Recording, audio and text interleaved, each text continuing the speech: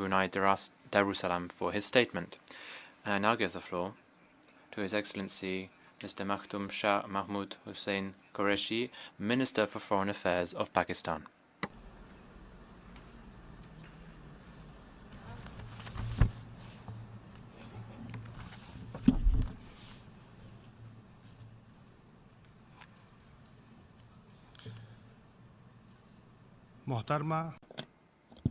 Madam President, Excellencies, distinguished delegates, ladies and gentlemen. May I begin by congratulating Madam Maria Fernanda Espesosa Garces upon her election as President of the General Assembly. The stewardship of this session by an accomplished leader of her ranking and stature will undoubtedly lend to the proceedings of this Assembly greater credence and strength. I also commend Miroslav Lajcak for his able guidance of the previous session. We appreciate Secretary-General Antonio Guterres for his exemplary leadership of the organisation and support his efforts to instil a new sense of mission and direction in the United Nations. Our profound condolences over the passing away of former Secretary-General Kofi Annan, who was a leading light and a driving force in taking the UN agenda forward into the 21st century. We express deep sympathy and condolences to the government and people of Indonesia for the damage caused by the earthquake and subsequent tsunami. Madam President,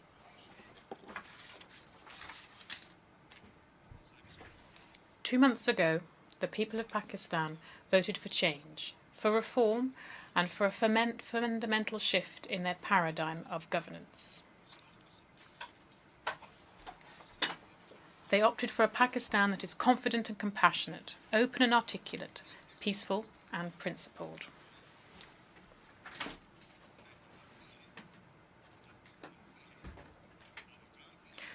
A Pakistan that will engage with its neighbourhood and the world on the basis of equality and respect. A country that will seek resolution of conflicts and convergence of interests, and a state that will build upon common understandings, reciprocal commitments and shared ideals. Pakistan will brook no compromise on the interests of the nation, the sovereignty of the state, or the security of its people.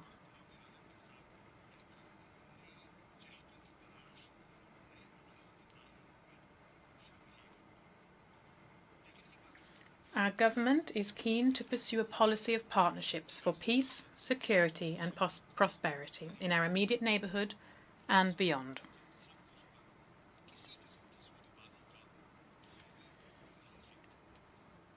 We seek a peaceful environment to promote our development agenda, both at the national level and in our region.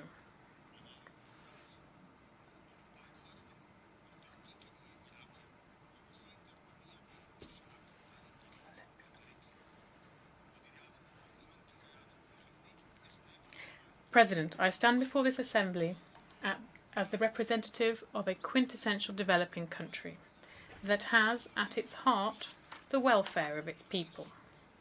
Under the leadership of the Prime Minister, Imran Khan, we have begun giving shape to the vision of a new Pakistan through a set of integrated policies and programmes. The world faces a moment of inflection. The very foundations, the very principles on which the edifice of global order is constructed are under assault. Inequality within and among nations is on the rise. Forces of protectionism, populism and isolationism are gaining currency. Intolerance is ascendant over acceptance, rhetoric over reason, and power over principle. Where the world needs bridges, we see fortifications. Where it needs highways, we see blockades. And where it yearns for freedom, we see cages.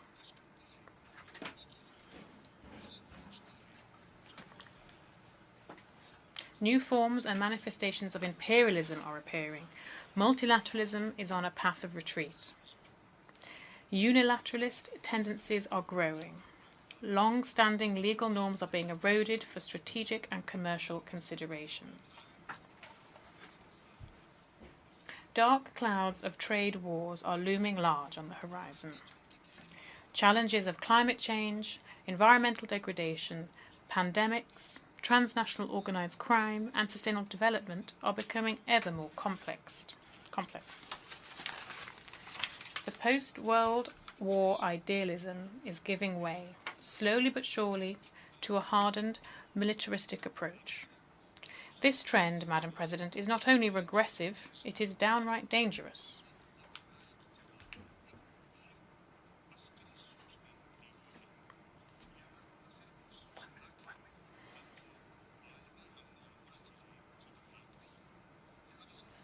Madam President, we note with concern seismic shifts in the geopolitical landscape of the Middle East. As existing conflicts exacerbate, new threats have emerged. Competing interests of regional and extra-regional powers are deepening long-standing fissures and widening the fault lines, even as the tragedy of Palestine continues to fester. In these uncertain times, the global community appears to be in a desperate quest for leadership, a vision, and an order.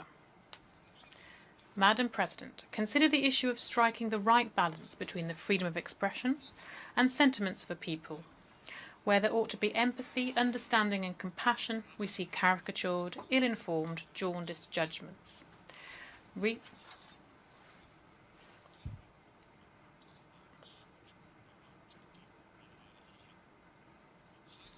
Recently, Muslims across the world were pained at a planned competition of cartoons of our Holy Prophet, peace be upon him.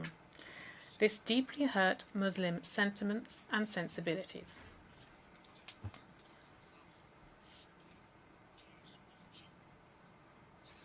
On its part, Pakistan will continue to collaborate with friends and partners on the UN and OIC platforms to reverse the growing tide of bigotry, to build cross-cultural understandings and promote dialogue amongst civilizations. Madam President, the theme of this year's General Assembly session is not only apt, but also mirrors the priorities of my government. As we embark upon our journey of change and reform, Pakistan stands ready to strengthen its partnership with the UN family of institutions. Alongside like-minded states, we will continue, Madam President, to be a leading voice for comprehensive reform of the UN Security Council, to make it more democratic, representative, transparent and effective. We will continue to oppose the creation of new centres of privilege and prestige, in defiance of principles of democracy and the Charter's core tenet of sovereign equality of member states.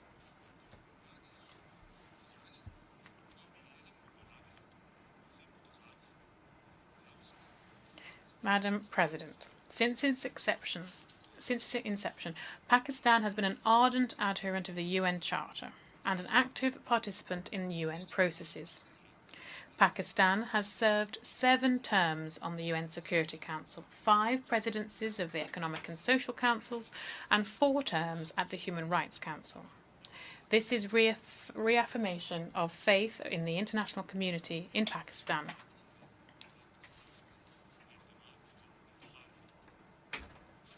We have championed the cause of the peoples of Africa and Asia to exercise their inalienable right of self-determination and wrest independence from the yoke of colonial rule.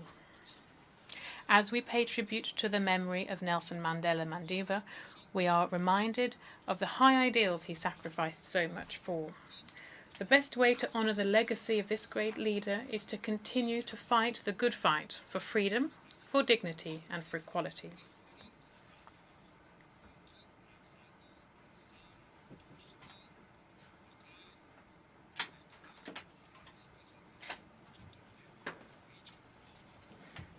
Madam President, Pakistan remains one of the oldest, largest and most active contributors to UN peacekeeping operations the world over. The Pakistani Blue Helmets have laid lives in the cause of global peace. We are proud of their sacrifices. Pakistan remains also host to one of the oldest peacekeeping missions, the UN Military Observer Group in India and Pakistan. We greatly value the observer group's contribution in monitoring the ceasefire along the line of control in Jammu and Kashmir.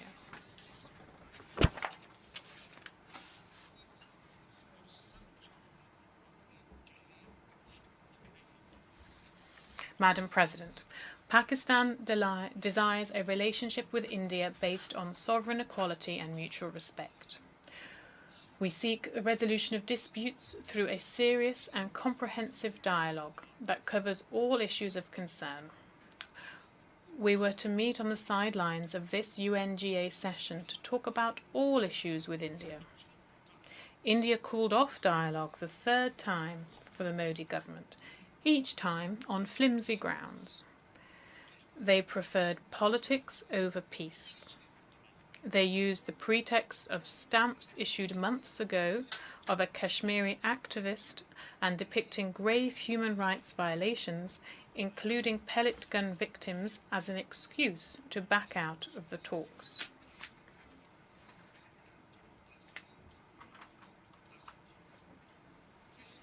Dialogue is the only way to address long-standing issues that have long bedevilled South Asia and prevented the region from realising its true potential. The unresolved Jammu and Kashmir dispute hinders the realisation of the goal of durable peace between our two countries. For over 70 years now, it has remained on the agenda of the UN Security Council and a blot on the conscience of humanity. For 70 years, the people of occupied Jammu and Kashmir have struggled for their rights of self-determination in the face of overwhelming oppression and gross violations of their fundamental human rights by the Indian occupation forces.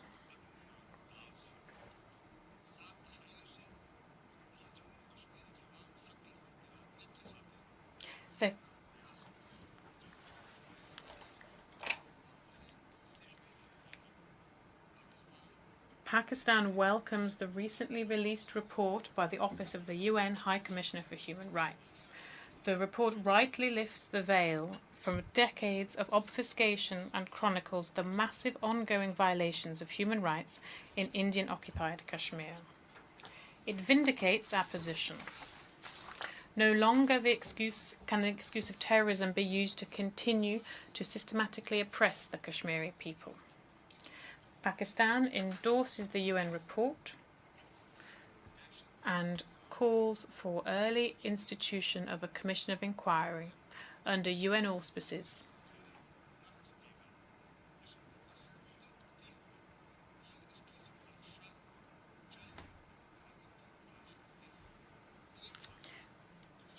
to investigate and fix responsibility. We will welcome the Commission to Azad Jammu and Kashmir and hope that India too will do the same.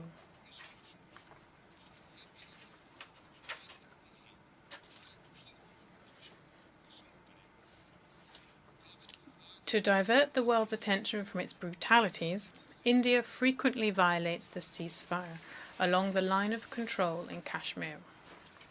Despite numerous violations, Pakistan has acted with restraint, but if India does venture across the line of control or acts upon its doctrine of limited war against Pakistan, it will evoke a strong and matching response.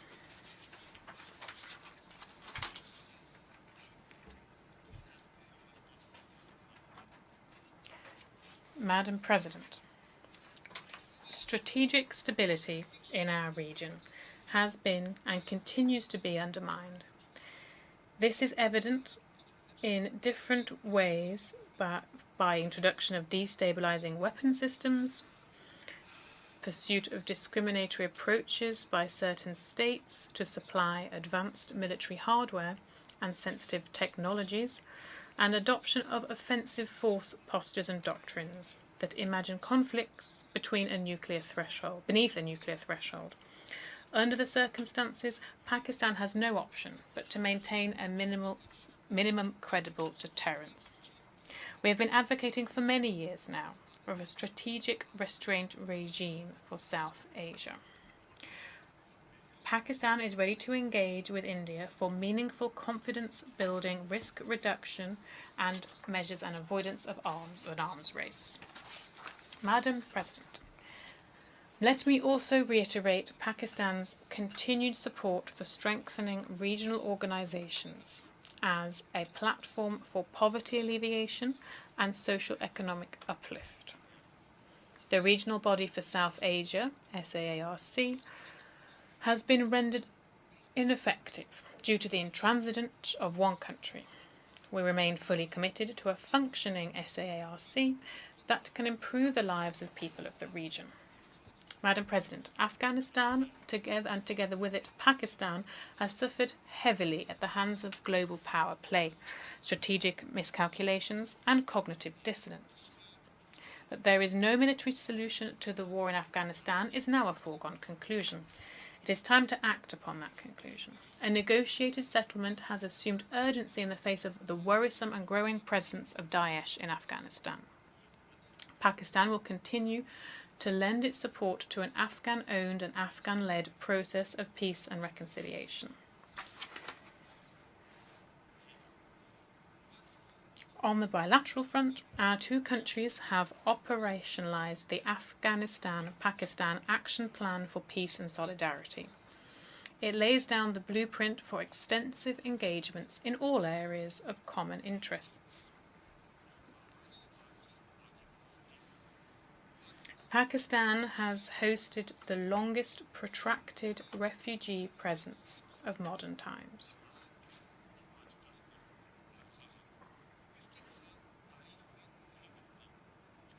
Our role and sacrifices can perhaps be better appreciated when juxtaposed with the rising tide of anti-immigrant sentiments in nations, more resourceful and developed than ours, that have bore the brunt of fewer immigrants and over a shorter timescale.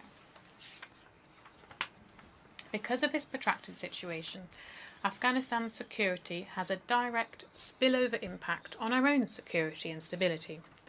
We look forward to the safe, dignified and voluntary return of Afghan refugees to their homeland. Madam President, for the past 17 years, Pakistan, at a great cost of life and resources, has been combating the fires of terrorism and extremism. By the determined operations of our armed forces and the full support of our people, Pakistan has turned the tide against terrorism. With the deployment of 200,000 troops, Pakistan has conducted the largest and most effective counter-terrorism campaign in the world. Peace and security have returned to our cities and towns. In our own national interest and in line with the National Action Plan, we will continue to strengthen our counter-terrorism frameworks and regimes. Pakistan continues to face terrorism that is financed, facilitated and orchestrated by our eastern neighbour. We wanted to sit with India to discuss all issues, including terrorism, that have created violence in our cities and towns, and that have led to tens of thousands of casualties of innocent Pakistanis. Pakistan shall never forget the mass murder of more than 150 children in a Peshawar school, the terrible Mastang attack, and many others that have links with terrorists supported by India. And we will never forget the terrorist attack in India against Samjhota Express, carrying innocent Pakistanis, and now its confessed perpetrators are being allowed to walk free.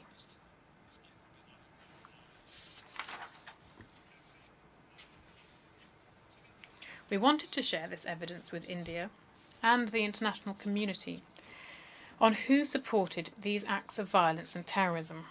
We have already shared this evidence with the UN. We have in our custody a serving Indian naval officer, Commander Kalbhushan Yadav, who has provided us with the most incriminating evidence by accepting that he, on the instructions of his government, financed, planned and executed acts of terrorism and violence in Pakistan. This is but one Indian state-sponsored official terrorist. Many more are launched inside Pakistan to create terror and mayhem by our eastern neighbour. And it is India that, in plain sight of the international community, perpetrates state-sponsored terrorism in Indian-occupied Jammu and Kashmir and other parts of India. It is the concern of the United Nations, as Jammu and Kashmir remains on the agenda of the UN Security Council, and it is the matter of concern for the international community, as humanity is being crushed and human rights are being violated all over India, where people have stood up against oppression, occupation, and to demand their fundamental rights. It is also a matter of concern of the international community that India has sponsored terrorism and aggression against all its neighbours.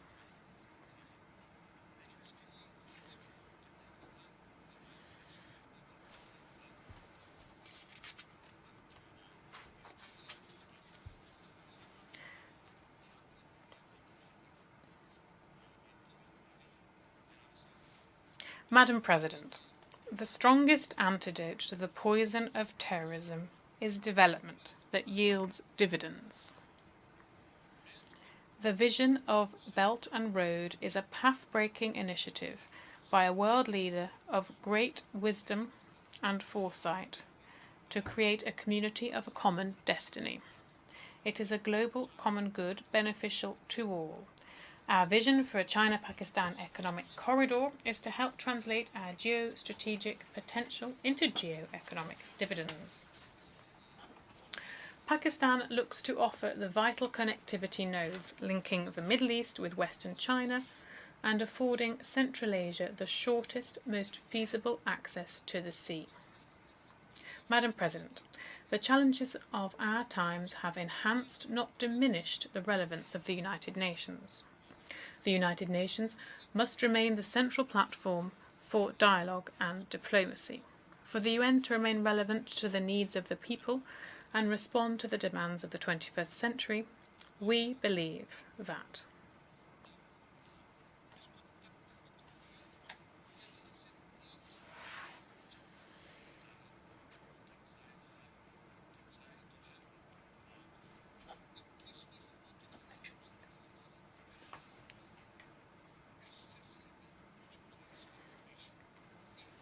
firstly, sustainable development goals must be pursued in order to reduce inequality within and among nations.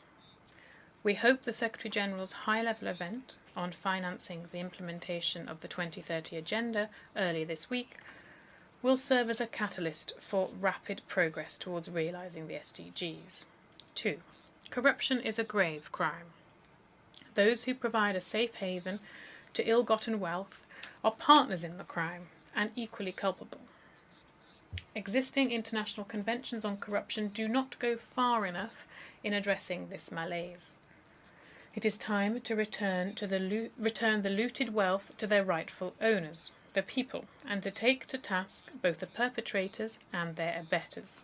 3. Climate change poses serious challenges to all states. The Paris Agreement must not be allowed to become hostage to sectoral interests. Even as Pakistan contributes minimally to global emissions, our country remains amongst the most vulnerable. Our government completed the plantation of 1 billion trees, a project in the Khyber Pakhtunkhwa province. We have now launched an ambitious project of planting 10 billion trees across Pakistan. 4. A rules-based global order is vital for the promotion of international trade in goods and services, as well as global nuclear, commerce, and governance mechanisms. Carving out exemptions and bending established rules to suit partisan interests must be eschewed.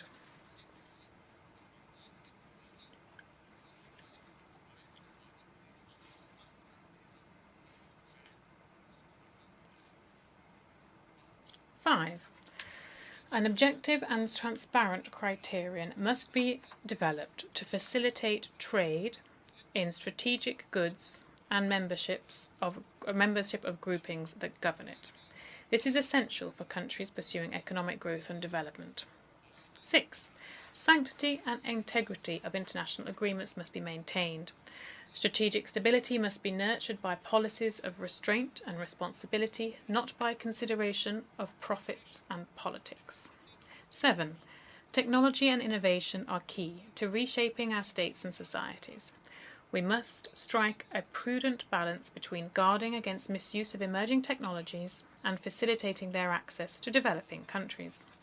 It is essential to develop universally agreed legal frameworks in the area of cybersecurity, lethal autonomous weapons systems, artificial intelligence, and the weaponization of outer space. 8. The dislocation of people in recent years, primarily because of wars but also due to pervasive poverty, has energized the global debate on refugees and migrants. The deliberations leading to the Global Compacts on Refugees and Migrants represent a step in the right direction. The true litmus test of these compacts lies in the effective implementation of commitments. Madam President, Pakistan believes that a new consensus on peace, security and development can and should be developed. A new paradigm for universal peace and prosperity is both desirable and achievable. Pakistan will be a willing and able partner of the international community in this worthwhile pursuit. Madam President, the challenges ahead are daunting, the road forward untravelled, and the route uncharted. These times call for deliberation and diligence, but also cooperation and concerted action. They call for a truly United Nations. The Kashmiri wife who lost her husband, the Kashmiri schoolboy who lost his eyesight and his future to pellet gun injuries, the Syrian father who saw his child drown, the Palestinian girl who suffocates under siege, the African migrant willing to risk all for a better life, continue to look at this, the United Nations, for support and succor. Let us not fail them any longer.